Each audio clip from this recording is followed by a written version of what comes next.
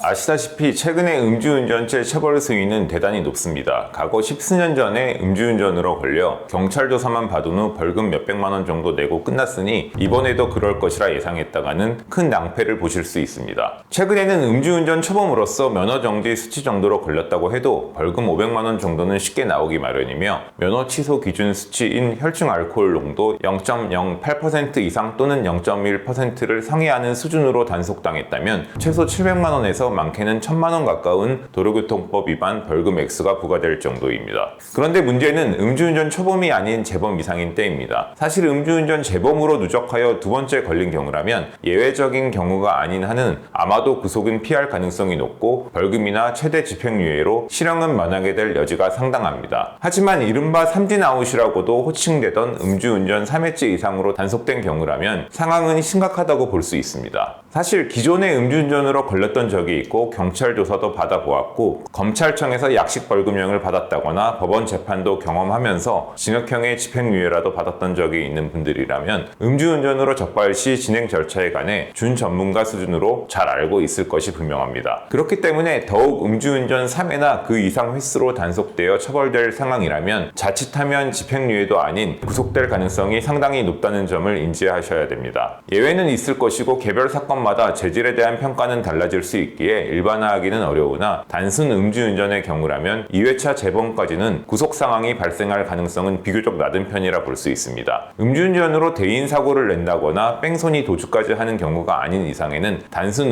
음주운전으로만 재범 처벌 상황인 경우라면 최대 집행유예로 구속은 면하거나 잘하면 벌금형도 선고받을 수 있기 때문입니다. 하지만 소위 삼진아웃 상황이라면 다릅니다. 음주운전 3회차나 그 이상 횟수로 적발된 당사자에 대한 형사처벌 수위에 있어 벌금형으로 사건이 종결될 가능성은 대단히 낮다고 볼 수 있습니다. 사실상 약식 기소 처분이 나올 여지는 거의 없다고 봐야 하고 대부분 구공판 처분을 받고 형사재판에 회부될 것임은 자명한 사실입니다. 기소 후 재판에서도 음주운전 3진 상황이다 보니 판사님도 더 이상 벌금이나 집행유예로 선처를 해주기보다는 배려 없이 법정 구속 실형을 선고할 때가 드물지 않습니다. 사실 인명피해를 동반한 수준의 음주운전 교통사고를 낸 경우가 아닌 한은 음주운전 3회차로 구속된다 해도 대략 징역 1년 정도의 실형 수준을 선고받을 가능성이 높습니다. 다만 법정 구속 상황이 발생한다면 피고인 입장에서는 더 이상 사회생활을 계속할 수도 없고 구치소에 구속 수감된다는 점에서 기소 후 재판에서는 감형 요인을 잘 어필하여 재판부로부터 선처받아 집행유예로 구속만은 면하도록 조치해야 하겠습니다.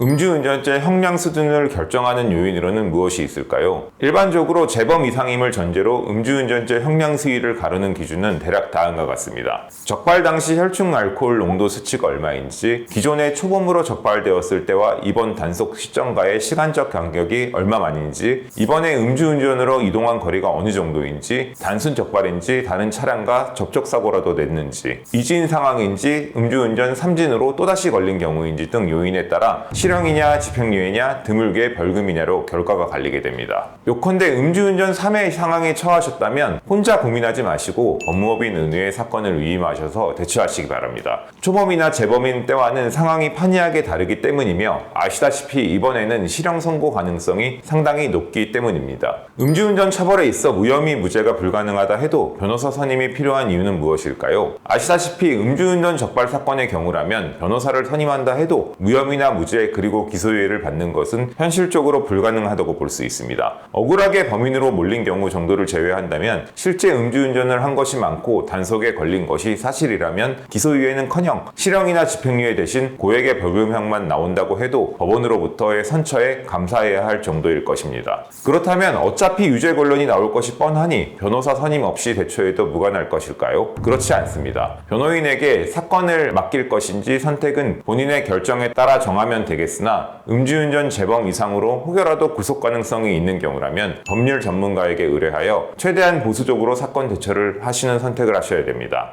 로펌 은우 음주운전 변호사에게 사건을 위임하신다면 경찰 조사에 변호인이 동석해 조서 작성에 불리한 상황이 생기지 않도록 조치하면서 피해자가 있는 사건이라면 합의 역시 변호인이 모두 대행해 드릴 수 있고 경찰 조사 단계나 검찰 송치 후 시점 그리고 법원 재판 단계에서 각기 어떤 양형 자료들을 어떻게 준비해서 제출해야 할지 면밀한 조언을 해드릴 수 있게 됩니다. 반성문이나 탄원서 외에 재범 방지 교육 자료나 병원 진료 내역, 단주일지 준비와 제출 등 일반적인 양형 자료 외에도 내 직업과 가족 환경 그리고 여건상 어떤 자료들을 어느 시점에 제출해야 법이 허용하는 선처가 가능할지 조력이 가능합니다. 더하여 변호인 의견서와 증거 제출서 등을 적시에 제출해 음주운전 3진 실형 위기 상황이라 해도 구속만은 면하고 최대 집행유예로 사안에 따라서는 벌금형으로 종결이 가능하도록 대처해 드릴 수 있습니다. 법무법인 은우는 음주운전 3진 4진 등 처벌 위기에 처한 의뢰인들 사건을 대리하여 집행유예 이하의 결과로 사건 마무리를 시킨 사례를 다수 보유하고 있습니다. 공무원이나 군인, 의사 등 특수직종 재직자라 집행유예를 받으면 안 되는 의뢰인들 사건에 있어서는 음주운전 3진 벌금의 결과를 이끌어낸 케이스도 다수 보유하고 있습니다. 음주운전 사건 문의는 은우 법무법인과 상담해 보실 것을 추천드립니다.